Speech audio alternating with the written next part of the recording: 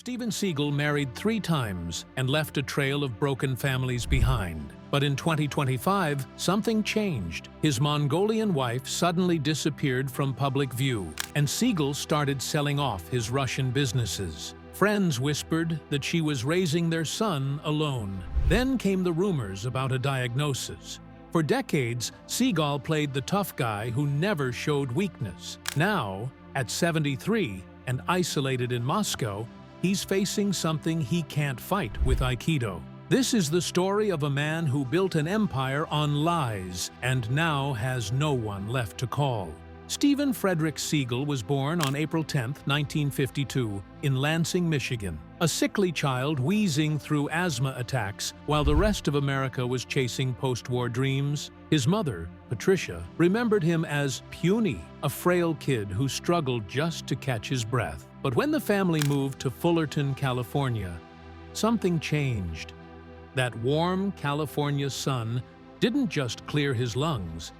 It seemed to ignite something deeper, some primal desire to never feel weak again.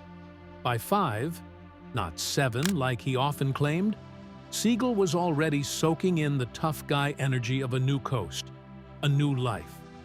He carried more than just luggage to California.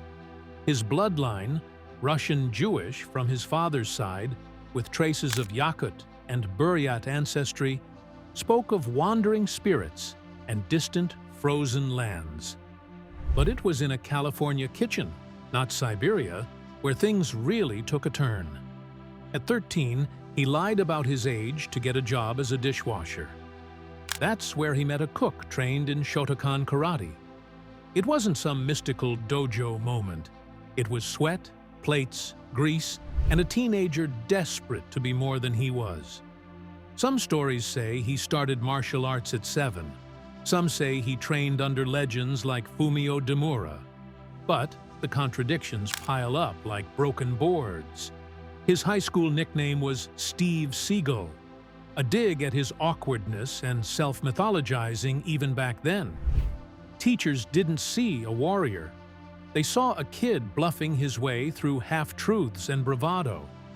He claimed his first black belt came at 15. That's not true. The real date? Summer of 1974, when he was 22. It came from Koichi Tohei, not some mystical mountaintop master.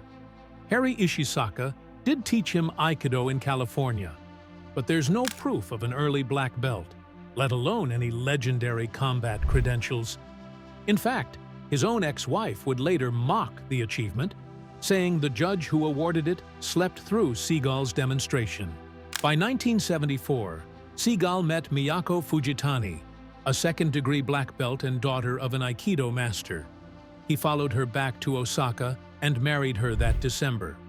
He told people he was on a martial arts pilgrimage, but whispers suggested otherwise, that he was avoiding the Vietnam draft. His Japan story wasn't samurai romance. It was pragmatism and luck. His wife's family owned a dojo. Her father retired. Stephen took over. Just like that, the American outsider was now chief instructor. But even that title came with mafia rumors. Yakuza goons showing up to collect debts from Miyako's father. Seagal stood them down, or so he claimed. His wife later said it was nonsense. He chased off drunkards, not mobsters. He kept climbing the ranks, but not always by skill. Miyako claimed he got his black belt in 1978 because the judge fell asleep during his demonstration. She wasn't joking. This was the same woman who'd sacrificed years of her life, scraping together savings to send him back to America when he declared he wanted to become a movie star. He left Japan in 1982. No goodbye, no divorce, just silence.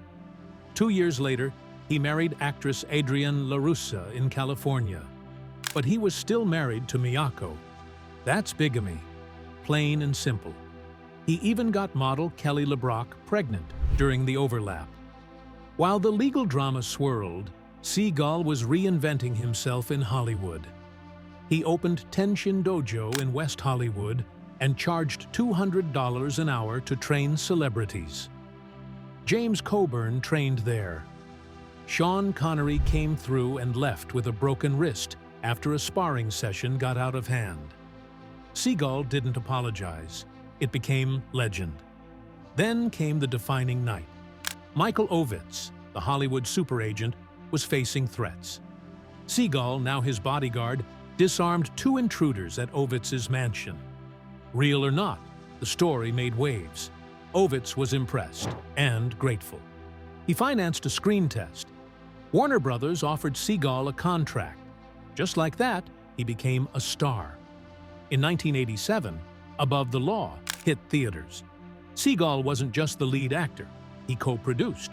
He fought with director Andrew Davis over every detail. He didn't want Hollywood fight choreography. He wanted real aikido.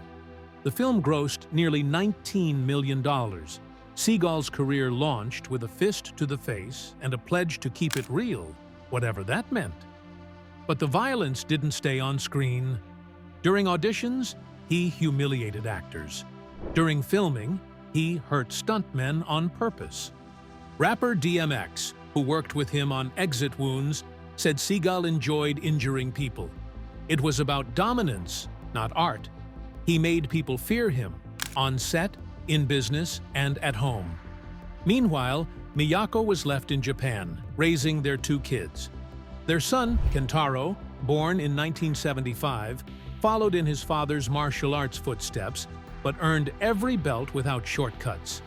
He moved to the US, opened his own dojo, and lived a life his father couldn't, one of quiet respect and earned authority. It all began in 1988, when a 6'4" Aikido master with a ponytail walked onto a Hollywood set and turned everything upside down. Steven Seagal wasn't just launching his acting career with Above the Law, he was throwing people through windows for real. Most actors fake fight scenes. Seagal didn't see the point. He used real joint locks, real throws, real pain. One stuntman left with a dislocated elbow. Another, a separated shoulder. The director had to bring in extra medics. Studio execs at Warner Bros. Were appalled, but the film brought in $18.9 million on a $7 million budget. That was enough for Hollywood to look the other way. Seagal, a 7th Dan black belt, wasn't pretending to be tough. He was tough. And he didn't care if his co-stars paid the price. 2 years later, Hard to Kill cemented his place in the action elite. This time, the pain wasn't just for others. The story of a man waking up from a coma? It came from Seagal's own past. Back in 1985, he'd suffered a brutal spinal injury during an Aikido demo in Japan. 8 months in bed, unable to move. That pain? He brought it to set. But he also brought his usual chaos. In one scene, he threw William Sadler so hard he cracked a rib. The shoot paused for 3 days while Sadler healed. Seagal didn't blink. He said the injury made the movie better. That same movie pulled in $47.4 million. For Seagal, the formula was simple. Real injuries, real money. Then came Marked for Death, and with it, a cultural storm. Shot in Jamaica, the film hit turbulence fast. Seagal criticized local extras' dreadlocks, calling them unprofessional, and demanded they cut them off. That didn't go over well. The extras walked off for 2 days. Production halted. The studio had to increase wages by 40% just to get them back. Meanwhile, Seagal went on Jamaican TV trying to fuse Aikido with local spiritual beliefs. No one was impressed. Locals mocked him. Crew members dubbed him Pony Express, not because he delivered, but because of the ponytail and ego. Still, the film made $58.1 million, but Seagal would never be allowed to film in Jamaica again. By the early 90s, Seagal's paycheck had ballooned to $1 million per film, and his demands exploded with it. A $2.5 million Malibu mansion wasn't enough. He needed daily flown-in Japanese chefs to cook macrobiotic meals, costing the studio $20,000 per week. He wanted a private trailer, incense from Kyoto, handmade aikido uniforms, and hour-long meditation breaks during filming. These spiritual pauses caused hours of delays. His writer added nearly $300,000 to every movie budget. But his films were still making money, so Warner Brothers kept saying yes. Out for Justice pushed things further. Seagal reunited with his old friend and grappling mentor Gene LeBell, Judo Gene, but friendship quickly turned to rivalry. LeBell grew tired of Seagal's bragging. One day, behind the food truck, they grappled. In 30 seconds, Seagal tapped out to a rear naked choke. Red-faced, humiliated, he stormed off set. Years later, LeBell confirmed the story. The martial arts world took notice. Seagal's legend took a hit. Then came Under Siege, the movie that should have been his crowning achievement. It made $156.4 million worldwide. But behind one iconic kitchen knife fight was another injury. Seagal, once again refusing prop weapons, accidentally slashed a stuntman's hand wide open. No protection, no stunt double, just blood. A knife expert later said the moves were reckless and unrealistic. But box office doesn't care about safety. The movie made $83.3 million in the US alone. Warner Brothers handed Seagal a four-picture, $16 million deal. He now had the power to fire directors. And he did. On the set of On Deadly Ground, he axed the original director after just 2 days, claiming the guy didn't get aikido. The budget spiraled past $50 million. Seagal rewrote scripts daily, turned an action flick into a sermon, and forced Warner Bros. To chop down a 40-minute environmental speech to just 10 minutes after test audiences booed. But he still made $3.5 million. Critics hated the film. He called it his masterpiece. Things fell apart fast. On executive decision, Kurt Russell reportedly refused to share scenes with him. Allegations were surfacing. Seagal was becoming toxic. His role was cut short. He was killed off early. When he learned his character was to die from decompression, he locked himself in his trailer until they rewrote it. He was blown into the sky instead. John Leguizamo later revealed that Seagal slammed him into a wall after a joke. Seagal sued the studio for $5 million over his reduced role. They settled privately, and then there was Fire Down Below, a $60 million budget. Seagal weighed over 250 pounds, yet insisted on shirtless scenes. The crew complained. He halted production for 2 weeks, demanding more spiritual dialogue and environmental rants. Warner Brothers cut 30 minutes, including high-octane chases and massive stunts. What remained looked cheap. The film tanked at $16.2 million. Seagal and Warner Bros. Parted ways. Most of his films went straight to video after that. In May of 1991, something snapped on the set of Out for Justice. 4 young women, Rayanne Malone, Nicole Sellinger, Christine Keeve, and another who never gave her name, walked off the Warner Brothers lot together and never looked back. They didn't leave over a bad lunch break or long hours. They left because of Steven Seagal. Rain had been brushing her teeth in Seagal's trailer when he yelled for her. She walked out, still brushing. He looked at her and said, "Gee, Rayanne, you look like that when I come in your mouth." That was the moment it all broke open. It wasn't the first time. His constant sleazy comments had poisoned the entire shoot. 3 of them threatened to sue Seagal and the studio. Warner Brothers didn't want the noise, so they paid hush money, $50,000 each, to 2 of the women under the condition that they keep quiet. But word leaked anyway. By 1992, the tabloids got hold of the story, and the fallout cost the studio over $100,000. That wasn't the end. It was just the start. Jump to 1995. Jenny McCarthy walks into a room to audition for Under Siege 2. She's wearing a long, shapeless muumuu, hoping people will see her as an actress, not a Playboy model. Instead, she finds herself alone with Seagal in a room that has nothing but a fireplace and a couch. He points to the cushion beside him and says, "Sit, relax." She refuses.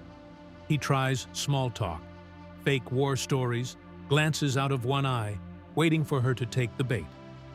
Then he drops it. "This part has nudity. I can't tell what your body looks like in that dress." That was it. She turned and left. Seagal followed her down the hallway, warning her not to tell anyone what happened. She told everyone. That same year, Cheryl Schumann filed a lawsuit that peeled back even darker layers. Schumann was an optician who'd started seeing Seagal during On Deadly Ground. At first, it was just another affair. Then, during a casual conversation about her ex-husband, Seagal said something that chilled her. "For $500, I can get someone to beat the bleep out of him." He then pulled out a gun and told her no one messes with him or the people he cares about. Schumann went on TV and said she saw bruises on Seagal's wife, Kelly LeBrock, while fitting her with sunglasses. A month later, someone attacked Schumann in her Beverly Hills garage. The man said, "You just can't keep your mouth shut." Seagal denied involvement, and the courts dismissed her restraining order, but the signs were flashing red. This wasn't just a difficult actor. This was a man surrounded by silence and fear. And then came Saturday Night Live, April 20th, 1991. Steven Seagal was the host, but by Wednesday rehearsals, it was already a disaster. He called the writers idiots, dismissed every joke, and demanded rewrites on every sketch. Bob Odenkirk remembered how Seagal insisted on beating up fictional characters in a Hans and Franz skit because he couldn't handle being portrayed as weak. David Spade called him a black hole of comedy. Lorne Michaels banned him from ever coming back. In later episodes, even SNL mocked how unbearable he was. That single weekend became a cautionary tale across late-night television. By 2010, things were no longer whispers. Caden Nguyen, a 23-year-old model, sued Seagal for $1 million, accusing him of running a sex trafficking operation behind the scenes of his A&E reality show Steven Seagal, Lawman. She said he flew her to Louisiana, kept her locked in a house, groped her repeatedly, forced her to take pills, and warned her not to speak. 2 other women were allegedly held there too. The show's production was immediately shut down for 6 months. Even though Nguyen later dropped the case without explanation, the damage stuck. Nobody wanted to touch the show after that. Warner Brothers did what many expected. In 1998, after The Patriot flopped, pulling in just $35 million and bankrupting its backer Interlight, they dropped Seagal for good. He'd paid for most of the movie himself and filmed it on his ranch in Montana. It went straight to DVD in the US. Interlight collapsed into bankruptcy by 2001, and a lawsuit chain stretched all the way to Disney, ending in a $6.4 million settlement. That was the final curtain on Seagal's run as a studio-backed action star. From there on, he was on his own.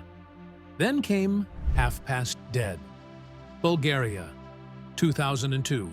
Seagal wanted realism, so he insisted on filming inside an actual prison, Stara Zagora, where death row inmates were still held. A real riot broke out during filming. The cast and crew barricaded themselves for 6 hours. Seagal? He paid a few guards $1,000 in cash and walked out, leaving everyone behind. The shoot was delayed 4 days and cost another $300,000 in security. Ja Rule called the whole thing absolutely terrifying. The chaos didn't stop. In 2007, while filming Urban Justice in Romania, Seagal showed up late almost every day. Director Don E. Fauntleroy had a clause in his contract. Seagal had to stay until dismissed. That didn't matter. Seagal left when he wanted. He made Carmen Serrano cry more than once, and by the end of the shoot, Fauntleroy blacklisted him for life. The production lost $200,000 to overtime alone, and Seagal had to work a brutal 13-hour final day to catch up on 22 missing pages. And then, Avi Lerner sued him. The $14 million lawsuit filed in 2005 detailed exactly how Seagal was derailing films. On Today You Die, he caused 22 hours of delays, rewrote scenes on set, and even left 5 hours early one day. He claimed it was a meeting tied to national security. Turns out, he went to buy a dog. He held team meetings during work hours to discuss canine breeds. Seagal countersued for $835,000, but quietly settled. He was never cast in The Expendables, and Stallone later admitted it was Lerner who blocked him. By the time Beyond the Law came out in 2019, the fall was complete. The movie joined Seagal's growing collection of 0% Rotten Tomatoes scores. Contract to Kill was called negligent. The Foreigner mocked for using stunt doubles because Seagal had gained too much weight.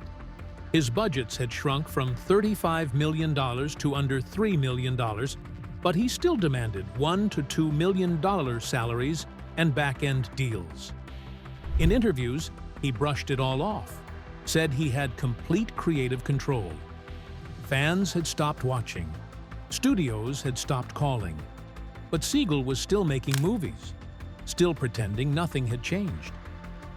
It begins in 1974, when he marries Miyako Fujitani, a quiet martial arts instructor from Japan. On paper, it looked like destiny, two aikido minds becoming one. They had 2 children. Kentaro came first in 1975. He'd grow up to design video games, and Ayako followed in 1979, chasing a career in acting. But by 1984, Seagal was already rewriting the script. Without even finalizing his divorce from Miyako, he married actress Adrienne La Russa. Legally, that was bigamy. Emotionally, it was betrayal. He left his Japanese family behind with just $10,000 in alimony. Kentaro later admitted the abandonment tore them apart. He didn't speak to his father for more than a decade. It wasn't just a marital mistake. It was a warning sign, one that would echo through every relationship Seagal would have from then on. Before the ink was dry on his divorce, Kelly LeBrock entered the picture. Their affair started earlier than most people know, before Under Siege ever rolled its first frame. By 1987, Kelly had adopted a daughter, Annalisa. A year later, she and Seagal were married. Then came Dominic in 1990. On the surface, it looked like Hollywood magic. Behind the scenes, it was chaos. Seagal cheated constantly. One night, LeBrock caught him in bed with their nanny. Neighbors started calling the cops when their shouting got too loud. He would disappear for weeks, leaving her alone with the kids. One day, she found credit card charges for jewelry she'd never seen, gifts for women she'd never met. When she discovered he was gambling away hundreds of thousands, the illusion finally cracked. Their third child, Arissa, was born in 1993. But by then, the marriage was held together with little more than dread. In 1994, LeBrock filed for divorce. The official reason was irreconcilable differences. The real reasons were bruises, threats, and court-sealed horror. During one fight in 1993, Seagal smashed furniture, screamed threats, and hurled a chair across the room. He told her he'd take the kids to Russia, and she'd never find them again. She got a restraining order. He tried to hide millions in offshore accounts. After 2 grueling years, she got $1.5 million and the Montana ranch. She fled to that remote property to protect the children. Seagal, she said later, made her live in fear. Even after the split, she limited his access to the kids, and for good reason. Those children, especially the daughters, would grow up with memories too sharp to forget. Arissa, the youngest, went public in 2015. She called him an absent father, said he missed every birthday, every graduation, every milestone. When she got married in 2019, she sent an invite. Seagal didn't come. He was at a Moscow film festival instead. Savannah, born from an affair with his assistant Arissa Wolf in 1996, barely knew he existed.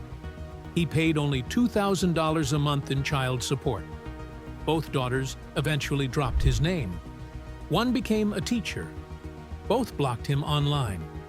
In 2009, Seagal married again, this time to Erdenituya Ele Batsuk, a Mongolian dancer 20 years younger. They had a son, Kunzang, that same year. The marriage seemed quiet until 2018, when reports claimed Seagal pressured Elle into an open arrangement. He wanted mistresses in Moscow and Los Angeles. Elle, they said, stayed for the sake of their son's inheritance. When she found out about one affair with the daughter of a Russian oligarch, they separated briefly. He promised to keep things business only. They got back together, but Elle stopped showing up in public. Friends say she's basically a single mother now. Seagal just floats between continents, chasing politics and shadows. In 2016, Putin personally signed his Russian citizenship papers. Seagal had been calling the Kremlin for years. When Russia annexed Crimea in 2014, Seagal applauded. He called Putin the greatest leader alive. They bonded over martial arts. Seagal visited frequently, even performed a concert in Crimea. In 2018, the Russian Foreign Ministry named him Special Envoy for cultural ties with America. He wasn't paid, but he didn't care. It gave him a title. Then came Olenivka. On August 9, 2022, Seagal walked through the ruins of a prison where 50 Ukrainian POWs had just died. Russian media filmed him blaming Ukraine, claiming HIMARS hit the building. He even said Zelensky ordered the strike. That moment turned him into something more than controversial. It made him an active player in Russian propaganda. 4 days after Russia invaded Ukraine in 2022, Seagal gave a statement. He said Ukraine and Russia were one family. He refused to condemn the war. At a Moscow press event, he called it necessary denazification, echoing Kremlin lies. By 2024, he attended Putin's 5th inauguration and wrote him a personal letter. "I will fight on the side of my president." By mid-2025, things started slipping. On July 17th, he resigned as CEO of 5 Elements LLC, a Russian holding company he founded with his son Dominic. He still held a 26% stake in one martial arts project, but most of his Russian businesses were gone. U.S. sanctions had made it dangerous for American citizens to invest. Behind the scenes, there were whispers of a financial investigation. $500,000 missing, spent on private jets. His team called it strategic repositioning, but it looked more like a retreat. Still, he wasn't done trying. On October 17, 2025, Seagal told TASS he wanted to return to film. He teased preliminary plans but kept them vague. That same year, health rumors spread, fake reports of brain tumors and terminal illness. Seagal denied them all, blaming the CIA. At public events, he looked heavier but mobile. He insisted he was healthy, just focused on Russia now. His net worth in 2025? $14 million. That's a steep fall from the 90s, when he made $6.5 million per film. His Arizona mansion still stands, a massive 8,900 square foot fortress in Carefree Ranch. But the man who once defined Hollywood toughness now lives mostly in Moscow. His albums, like Songs from the Crystal Cave, bring in pocket change. He's become a blues musician in exile. His one shot at legacy, Steven Seagal, Lawman, turned into another scandal. The A&E show aired in 2009 and claimed to follow him as a deputy sheriff. In 2010, his assistant, Caden Nguyen, sued him, alleging sexual harassment and a secret harem of sex slaves. The show was pulled. Later, a production company sued A&E too, saying they'd stolen the idea. The whole thing collapsed. Seagal kept calling himself a real cop. But nobody was buying it anymore. Back in the 90s, he revolutionized action cinema. He made aikido cinematic. His characters were untouchable, ex-CIA, unstoppable, emotionless machines. He stood shoulder to shoulder with Van Damme, inspired a generation. Then came the allegations. Over 20 women, assault, misconduct. Investigations stretching from 2002 to 2025. Regina Simons, Fabiola Davis, names and stories that never went away. The LAPD is still reviewing cases. The statute of limitations is still open for some. One documentary calls him Hollywood's forgotten abuser. That might be his most accurate title yet. In 2023, Putin gave him Russia's Order of Friendship Medal. Seagal stood tall at the Victory Day parade in 2025, but he was sanctioned by Ukraine the same year, accused of spreading war propaganda. In the West, his name is synonymous with disgrace. In Russia, he's tolerated, maybe even useful. Now, at 73, he's isolated, out of Hollywood, out of money, out of time. The man who once flew through windows and threw men across rooms now lives in a world where even his daughters won't return his calls. His career ended not with a bang, but with a long, slow silence.